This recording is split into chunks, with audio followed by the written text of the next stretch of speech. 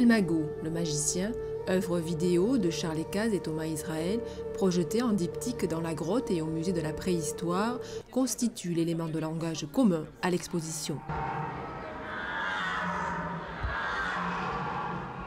Cette œuvre, réalisée à partir d'un masque de la préhistoire, figure humaine pariétale, retrouvée dans une partie de la grotte et interdite au public, est révélatrice du jeu d'aller-retour qui s'opère entre le lieu, la grotte, et la création des œuvres contemporaines. La grotte du Mas d'Asile, matrice et protectrice, ouvre à nouveau son ventre pour accueillir le dernier volet du triptyque Dream Team, Habité.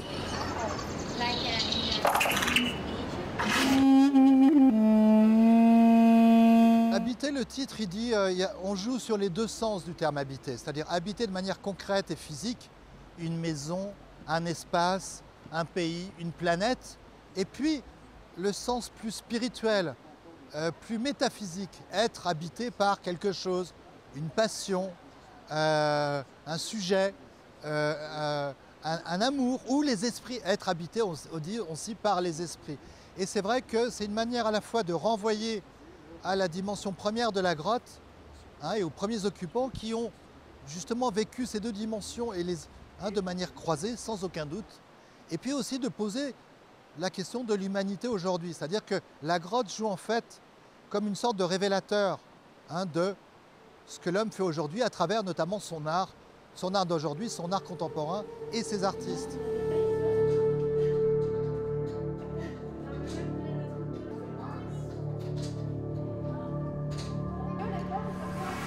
La sensation d'être hors du temps existe et pourtant la grotte relie sans équivoque le passé et le présent.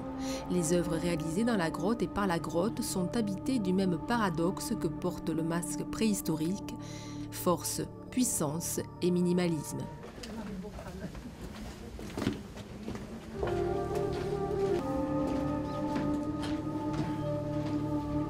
Je trouve que du coup, les œuvres prennent encore plus de place, paradoxalement, que dans une espèce d'entassement où elles étaient dans d'autres éditions. Et du coup, on voit aussi beaucoup mieux le lieu et la manière dont les artistes l'habitent. À travers ce type d'exposition, on a deux projets en fait. L'un qui est de permettre que la diffusion de l'art contemporain se fasse à travers l'ensemble de la région Midi-Pyrénées. Ça, c'est l'objectif du FRAC. Mais moi, je suis très heureuse aussi de ça parce que ça permet aussi de faire produire à des artistes une série d'œuvres.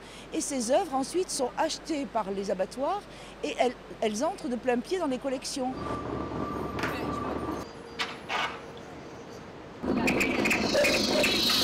Depuis 2008, la FRAC s'investit dans l'Ariège autour de la grotte du Mas d'Asile en partenariat avec les résidences d'artistes Casa d'Oro et de nombreux acteurs locaux. Le but, c'est donc de faire découvrir la grotte par des artistes et en fonction de ce qu'ils ont ressenti dans la grotte, faire des créations ouvertes au public ensuite. De l'art contemporain exposé dans une grotte, l'enjeu était de taille, mais ce concept unique en son genre prend toute sa dimension aujourd'hui.